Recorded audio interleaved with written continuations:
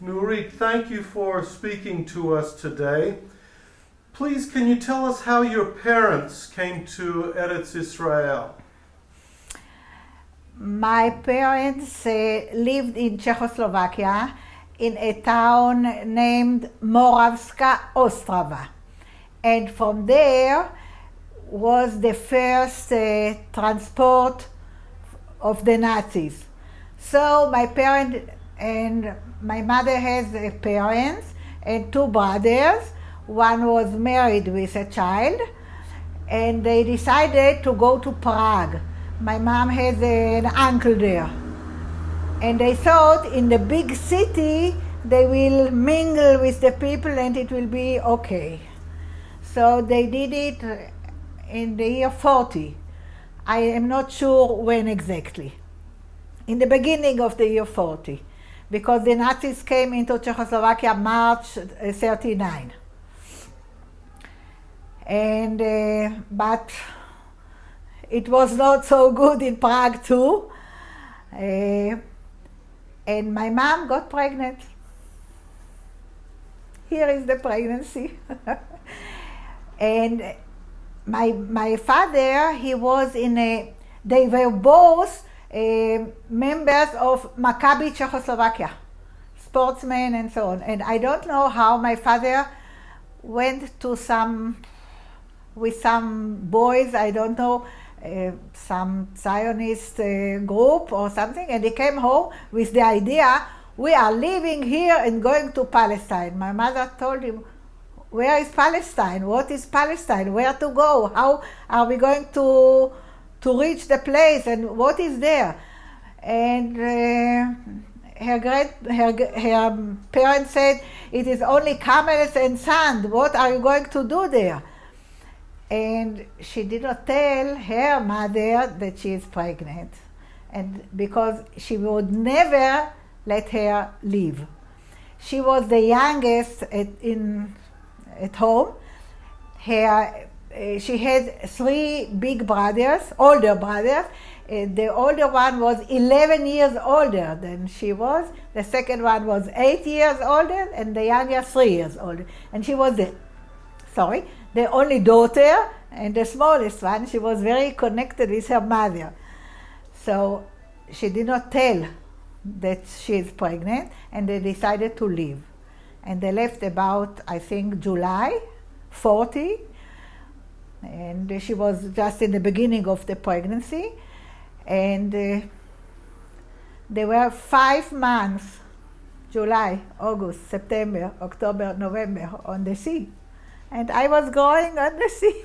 That's why I had this, I don't know how it is called in English. I can't be on a boat. You get seasickness. Seasickness, yes. And,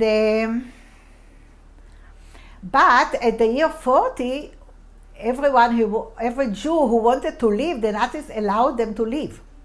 They were happy to let them go, but they did not have where to go, except of this Palestine, who was something nobody knew what it is there. And they were allowed to take things from home. And they took a whole, which is called container today. At that time it was called, I forgot now.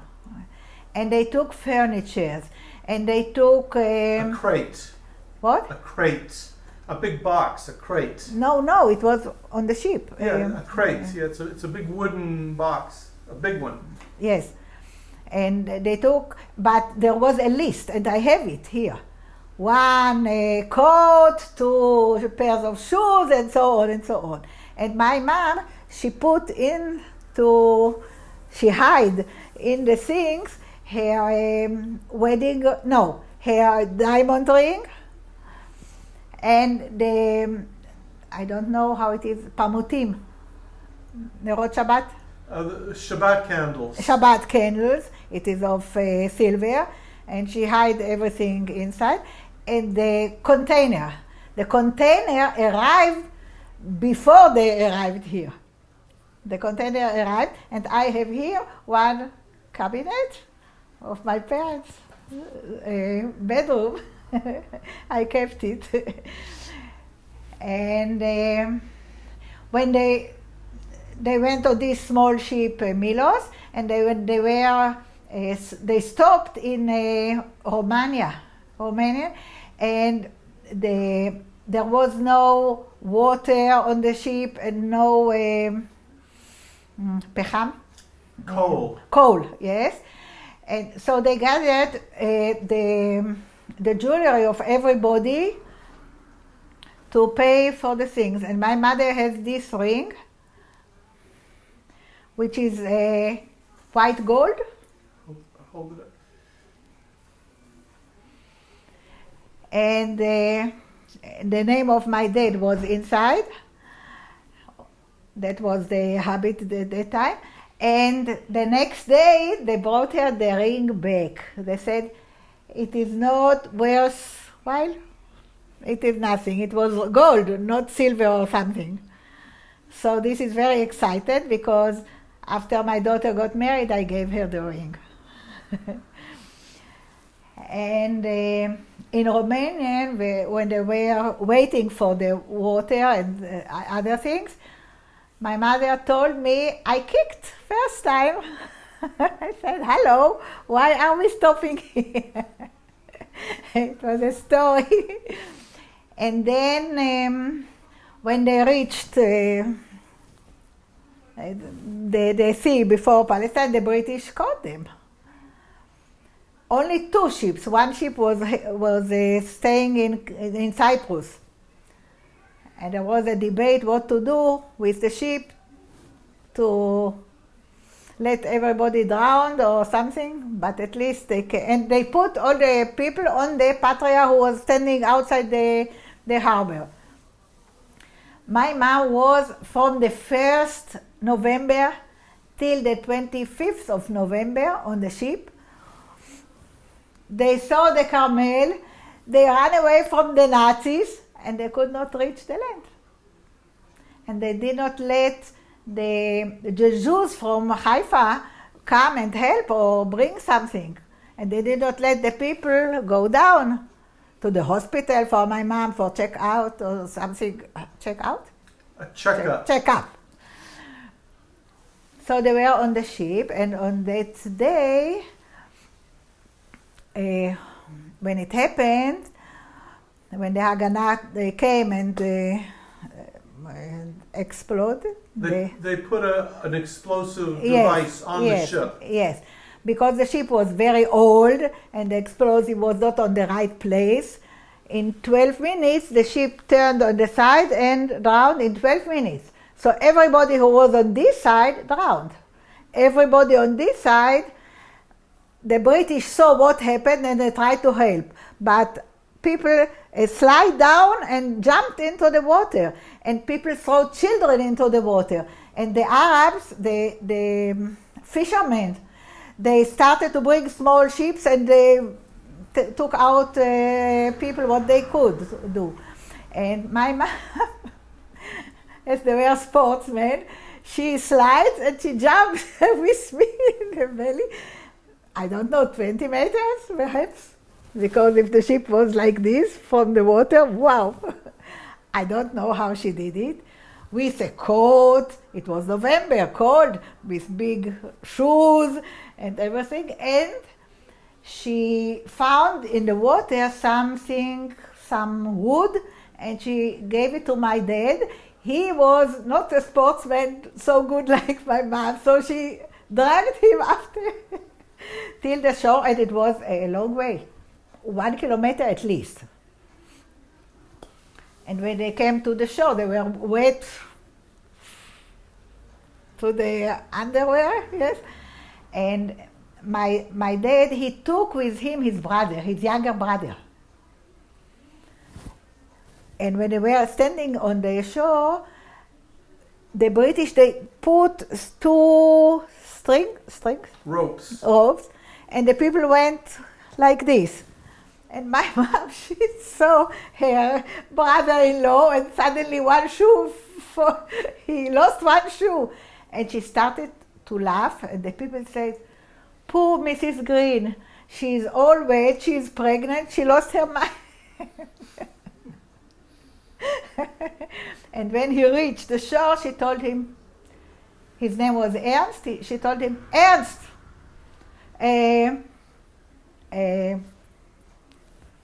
תתפשט. Take your clothes off. Take your clothes off. He said, what? She was all wet, so he took off his jacket and he gave it to my mom. And then they took all the people with masayot, Trucks. to Atlit. And in Atlit, they separated the men from the women. It was not easy for my mom. And the nurse, the English nurse in the Atlit, she said, Mrs. Green, we would not like you to have your baby in our camp. Don't you have somebody in Palestine somewhere? She said, yes, I have a brother-in-law in Tel Aviv. Because my father's sister and her daughter, the husband left to the United States for the business. My dad and his brother-in-law, they have a winery, and they brought it here. And he went to the United States for some business, and in the meantime, the Nazis came into Czechoslovakia, could not come home. So from United States, they went to England, and from there to Palestine, and he took some apartment in Tel Aviv. And my parents, they knew. I have correspondence from Tel Aviv to the Patria, and from Patria to Tel Aviv, to my uncle. I have the letters. It is unbelievable how the post was working there at that time. And suddenly they came from the Sochnut, I don't know how the Jewish agency. Yes, here. And they asked him, would you like to take a pregnant woman? And he said, he knew. So he said, of course. And so my mother left Atlit on the 1st of January, after more than 1 month, and she went to Tel Aviv to this uncle. And so I was born in Tel Aviv. I was waiting, not in the ship, not in the sea, only in Tel Aviv, in Palestine. And I have a birth certificate that I am a Palestinian. And your father stayed in Atlit? Yeah, my father stayed in Atlit, I think it was 8 months. And his brother, 1 year. And my father, they did not speak English, only Czech and German and so, yes. And somebody helped him, and I have the letter. He wrote, I have a work in Israel, in Palestine. I have my wife and a newborn daughter. I ask you to leave. Let me leave. They did not let him. And what happened after this? Okay, so your mother was with a newborn baby in Tel Aviv, and what happened between that and the time of 1948? What happened? When my father got out, yes, and his brother too, after 1 year, my mom was with a new baby and 3 men to feed and to wash, and in a complete strange country. In Czechoslovakia, especially in Czech Republic, they did not know the language Yiddish. So when my mother, when they took her to Bielinsol, because it was the new, and she was survival from the Patria, she could not talk. A newborn first child, she could not talk with anybody. It was not easy. And then she came home with these 3 men, and she has to, it was like this. They did not help in the kitchen, the men, they only sit and eat and bring the money. So she was with newborn, and she talked to me. She talked to me from day one. I don't remember it, of course, but I know everything. When I started to understand, I remember everything. And in the year 42, my parents sent a letter to their parents in Czechoslovakia. And it was limited how many words. So I mean, I wrote, Nurit, it's Nurit. Nurit was born, and she is starting to talk. The first word that she can say is "Oh mama." "Oh mama" is grandma in Germany. And my mom had a picture, I have them in my bedroom, of her parents and brothers. And I did not understand, of course. Every picture I said, "Oh mama, oh mama, oh mama, oh mama." And they got an answer from them. Only limited, I don't know how many words. We are very happy that Nurit was born. And every one of the family wrote with his handwriting his name. And I have it. It is so exciting. And she never heard from them again. Never. They were I know killed in the Holocaust. Yes, I know what happened to them, but it was only many, many years later that my second husband, which I'm married now, is the chairman of Czechoslovakia Jews in Israel, and so. And there is in kibbutz Givat Chaim, Theresienstadt. He forced me to go there.